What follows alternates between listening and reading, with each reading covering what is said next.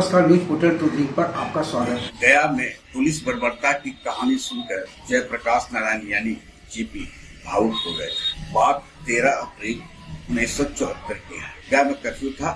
12 अप्रैल की गोलीकांड के बाद विद्यार्थी परिषद के नेता अखोज निरंजन प्रसाद 13 अप्रैल की सुबह अपने चांद चौरा स्थित आवास से गोलबीघा करीमगंज होते हुए स्टेशन पहुंचते हैं। ट्रेन में सवार होते हैं सीधे पटना। करीब 11:15 के बीच अखोज निरंजन महिला चरखा समिति कदमकुआ पहुंच जाते हैं, जहां जेपी रहा करते थे। उस वक्त गया के दयानंद सहाय, वशिष्ठ नारायण सिंह, छात्र नेता शिवानंद तिवारी, सचिदानंद सिन्हा, रविशंकर प्रसाद सहित पार्टी के कई वरिष्ठ छात्र संघर्ष समिति के नेता थे बैठे हुए थे। उन सभी का आग्रह था कि जेपी छात्र आंदोलन की कमान अपने हाथ में ले ले। जैसे ही अखोज निरंजन जेपी के समक्ष पहुंचते हैं तो वहां मौजूद दयानंद सहाय कहते हैं, अखोरी आ गया है, ये बताएगा गया में क्या हालात है।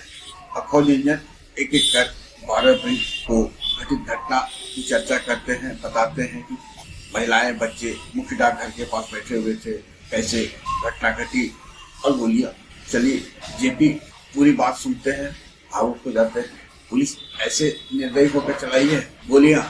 अचानक जेपी बोलते हैं कि क्या कल मेरी सभा गया में हो सकती है? गया में कर्फ्यू लगा था तो जेपी के आने की सूचना भी देनी थी।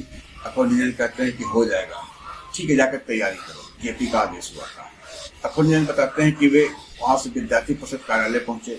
फिर 500 पंपलेट जेपी के आने की सूचना को लेकर छपवाया गया। 13 अप्रैल की रात वे गया पहुंचते हैं, इसी तरह अपने घर पर चले आते हैं।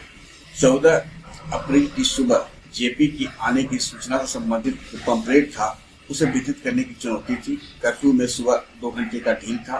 अखोज निरंजन बताते हैं कि उनके फुफेरे भाई अखोरी भूल का एक राजदूत मोटरसाइकिल था, जिस पर वे मुंह उल्टा कर बैठते हैं और अखोरी भूल चलाते हैं। और इस तरह 2 घंटे के अंदर सभी जगह पंपलेट जहाँ संभव हो सकता था वितरित किया गया। साथ ही कहा गया कि जेपी 12 साढ़े 12 के आसपास ट्रेन से पटना से गया आएंगे, स्टेशन पहुंचेंगे।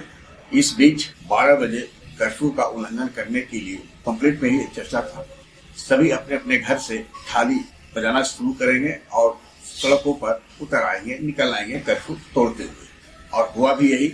और जनता ने जेपी के आने की सूचना के बाद सूचना मिलते ही 14 अप्रैल दोपहर 12 बजे कर्फ्यू को तोड़कर सड़क पर उतर आई।